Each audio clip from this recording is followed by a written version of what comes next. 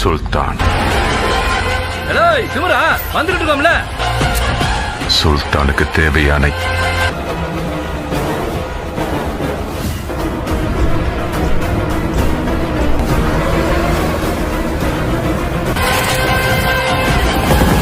Assalamualaikum guys, oke kembali lagi bersama Draft Movie Review. Piye kabar Rek? Terima kasih buat para penonton setia Draft Movie dimanapun kalian berada. Semoga kalian semua selalu sehat ya. Kali ini Draft Movie sudah merangkum sebuah film yang berjudul Salar 2023. Bagaimana keseruan filmnya? Nggak perlu banyak basa-basi lagi, ini dia alur ceritanya.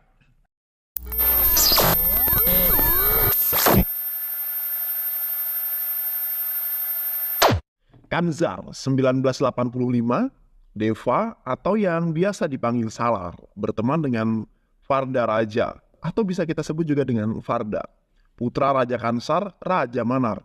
Saat ini mereka berada di sebuah arena pertarungan yang sangat terkenal di Kansar. Setelah sebelumnya Deva meminta Farda untuk mengatakan siapa orang yang melepas cincin hidungnya. Sebuah cincin yang berarti dalam sebuah keluarga besarnya. Farda memberitahu jika yang melakukannya adalah saudara tirinya, Rada. Di arena pertarungan, Deva bertanya pada Rada apa yang bisa dia lakukan agar Farda mendapatkan kembali cincin hidungnya. Rada menantang Deva untuk mengalahkan seseorang penggulat di arena pertarungan. Secara kekuatan, Dev tidak akan bisa menjatuhkan penggulat tersebut. Namun, Dev tidak hilang akal. Dev menjatuhkan penggulat tersebut menggunakan tenaga listrik dari kabel, walaupun dengan resiko dia akan kehilangan nyawanya akibat aliran listrik tegangan tinggi. Namun Dev tetap melakukannya untuk sahabat tercintanya. Rada dengan panik mengembalikan cincin itu kepada Farda. Namun sebuah peristiwa membuat ibunya Dev memutuskan untuk pergi meninggalkan kota Kansar. Karena dia ingin hidup damai tanpa adanya kekerasan, dan Dev mengikuti keinginan ibunya walaupun dia harus berpisah dengan sahabat kecilnya. Sahabat kecilnya Farda. Beberapa puluh tahun kemudian di kota Kansar, kedatangan Adia kembali ke India membuat dua kelompok berbeda bersiaga. Satu ingin menculiknya dan satu lagi ingin mengamankannya. Adia memegang informasi penting mengenai informasi kudeta yang dilakukan di Kansar. Kelompok yang dipimpin Rudra, pendukung kudeta akan menculik Adia saat dia tiba di bandara, namun dapat digagalkan. Adia selamat dan disembunyikan di sebuah ibunya Dev dengan menyamar sebagai seorang guru bahasa Inggris tanpa diketahui identitas yang sebenarnya oleh ibunya Dev. Namun ibunya Dev tidak mudah begitu saja percaya dan selalu menanamkan sikap waspada dan bersikap keras kepada siapa saja. Ibunya Dev membuka sekolah untuk anak-anak di sekitar mereka tinggal. Hari pertama mengajar adalah cobaan yang paling berat dan sangat luar biasa untuk Adia karena dia tidak disambut baik oleh anak-anak yang ada di sana. Ibunya Dev hidup dalam ketakutan, takut jika Dev akan terlibat dalam perkelahian, sehingga dia mengambil sumpah agar Dev berjanji untuk tidak terlibat dalam perkelahian. Saat Dev pulang terlambat, ibunya Dev menjadi sangat panik, bahkan saat Dev pulang langsung mendapatkan amukan dari ibu tercintanya. Hal tersebut dilakukan ibunya bukan karena benci, justru ibunya sangat mencintai Dev. Atia yang melihat ini terperangah karena tidak mengetahui permasalahan yang sebenarnya. Bahkan saat Atia membeli beberapa keperluan sekolah dan diganggu oleh preman yang ada di pasar, Dev yang datang hanya meminta untuk tidak mengganggu. Bahkan saat Atia akan dilecehkan, Dev hanya diam menyimpan amarah karena terikat sumpah dengan ibunya. Beruntung, polisi datang dan preman tersebut melarikan diri. Namun kejadian itu membuat Atia kesal pada Dev. Di sebuah pelabuhan, kelompok kudeta mendatangkan barang dari luar negeri lewat pelabuhan. Saat akan meninggalkan pelabuhan, mobil mereka diberhentikan oleh polisi-polisi yang ada di sana. Namun, saat membuka kontainer, para polisi itu ketakutan karena melihat stempel kerajaan Kansar. Lalu, kemudian membiarkan mobil-mobil itu pergi dengan begitu saja. Rudra menyebarkan foto Adya pada semua anak buahnya. Ketika salah satu anak buahnya memberitahu di mana keberadaan Adya, mereka segera bergerak menuju pertambangan, di mana Adya ada di sana untuk mengantarkan makanan miliknya Dev. Saat Adya dibawa pergi oleh anak buah Rudra, Deva hanya bisa diam di tempat karena terhalang sumpah untuk tidak berkelahi. Namun saat ibunya Dev tiba dan melihat tidak ada yang berani menolong Adya, ibunya Dev terdiam dan memberikan restu untuk Dev berkelahi dengan anak buahnya Rudra. Anak buah Rudra dapat dikalahkan oleh Dev, sedangkan anak buah Dev yang berada di ruang kendali gemetar ketika tidak sengaja melihat Dev yang berfoto di belakang Adya. Dev ditakdirkan menjadi penghalang untuk menggulingkan pemerintahan yang ada sekarang. Kembali ke rumah Dev, ibunya mengungkapkan kemarahannya karena dia sudah dibohongi saat kedatangan Adya. Alasan kuat dirinya mengambil sumpah agar Dev tidak terlibat dalam pertarungan adalah trauma suami dan juga melihat banyaknya orang yang meninggal karena perebutan kekuasaan. Adya memiliki permintaan terakhir, yaitu menyerahkan sebuah benda yang dibawa dari luar negeri kepada ayahnya. Untuk pertama kalinya setelah puluhan tahun, Dev dan ibunya menginjakan kaki di kota Kansar. Menggunakan senjata yang sudah dipersiapkan sejak lama tanpa sepengetahuan ibunya, Dev membuat kekacauan di Kansar. Banyak para pemberontak yang tewas di tangan Dev. Tato yang tersemat di lengan kirinya membuat banyak orang ketakutan. Sebuah tato yang menunjukkan kekuatan yang sangat besar yang akan dimiliki Dev. Kakak perempuan Farda bangkit dari keterpurukan akibat dia sudah menunggu lama untuk saat ini. Baba pun memberi kabar pada Farda jika Salar telah kembali.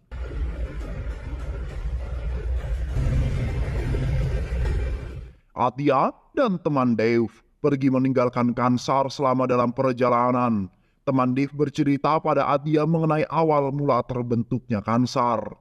Siva adalah pendiri Kansar yang kekuatannya hingga daerah-daerah lain bukan sebagai suku penakluk. Namun siapa saja yang mencari masalah dengan Kansar pasti akan berakhir ditaklukkan di bawah kekuasaan Kansar.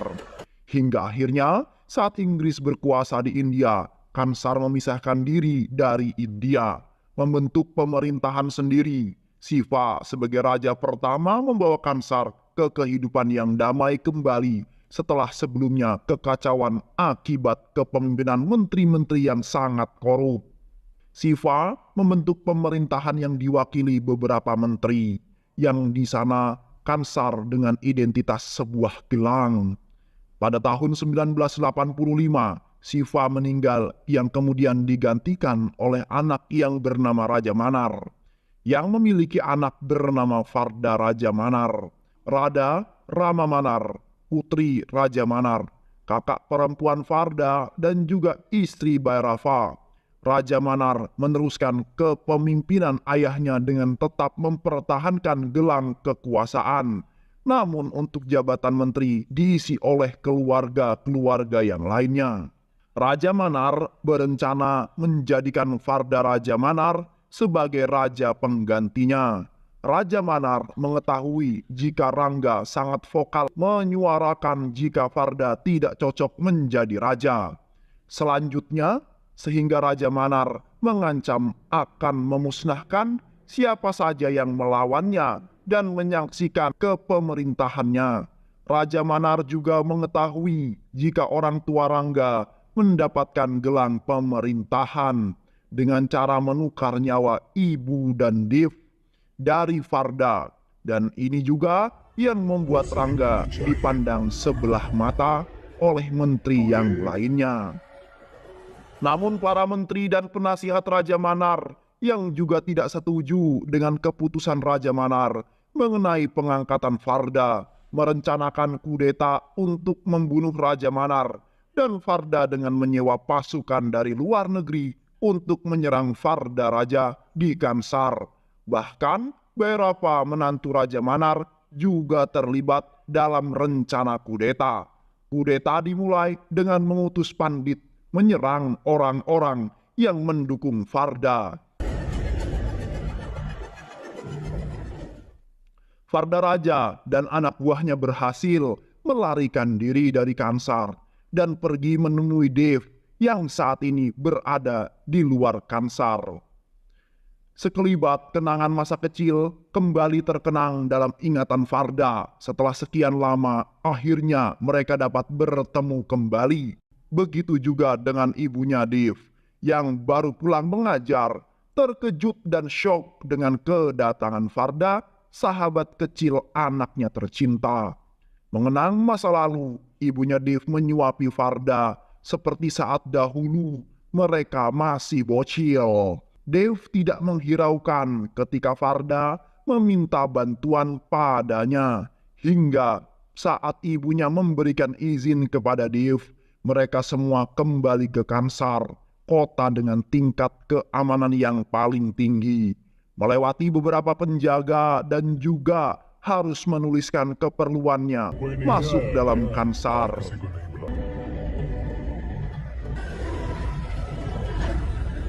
Berita kembalinya Farda dan Dev menyebar sehingga mereka kembali melancarkan sebuah aksinya untuk membuat masalah dengan Farda. Namun Farda dan teman-temannya masih bersabar dan menunggu waktu yang tepat untuk melakukan perlawanan yang mereka sudah rencanakan dari jauh-jauh hari.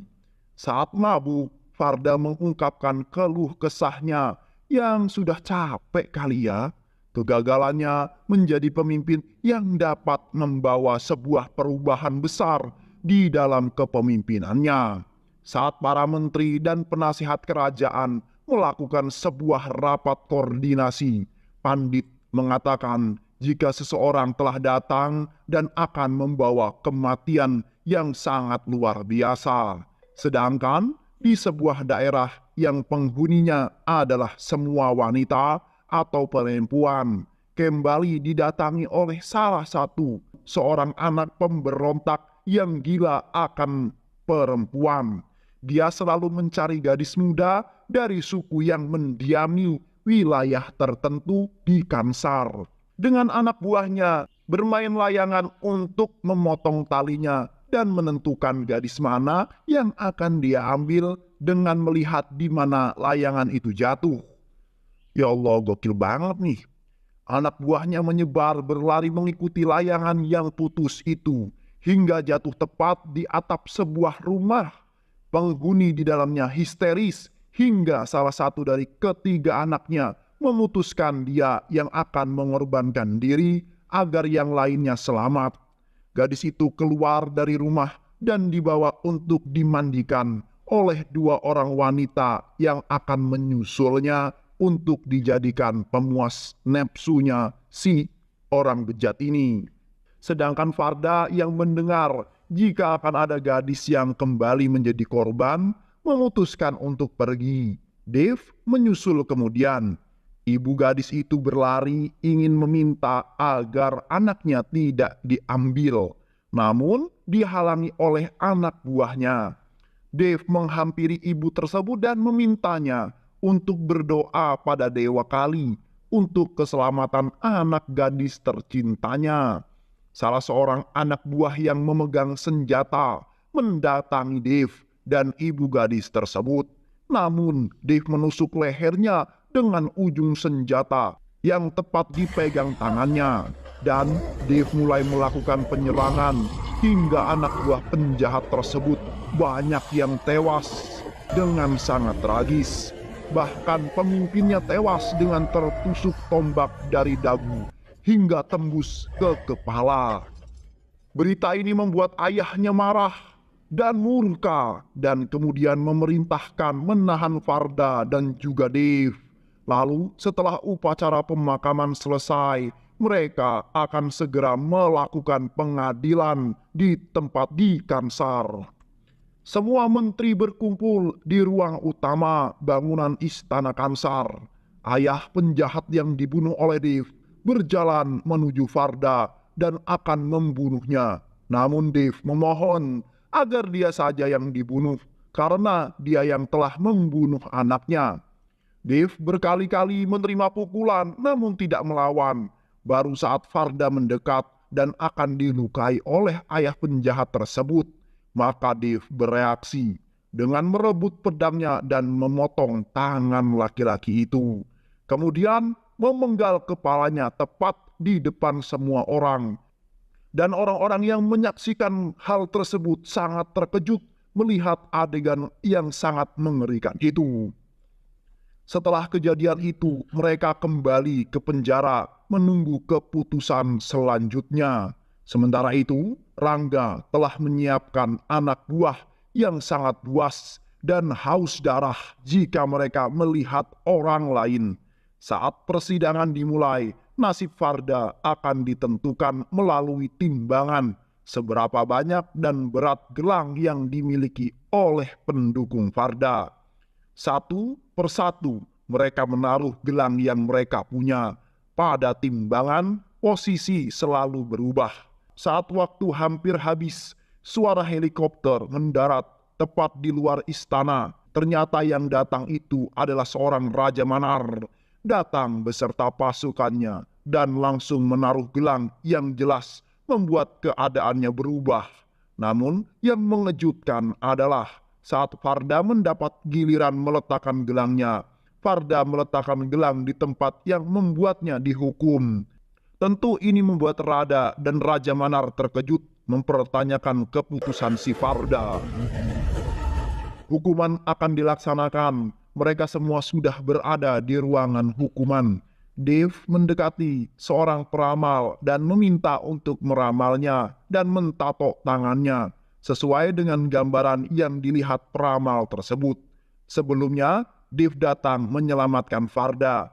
Dia harus sendirian mengalahkan pasukan zombie yang diciptakan oleh Rangga. Terdesak hingga saat Dave datang menyelamatkannya, berdua mereka mengalahkan pasukan zombie tersebut.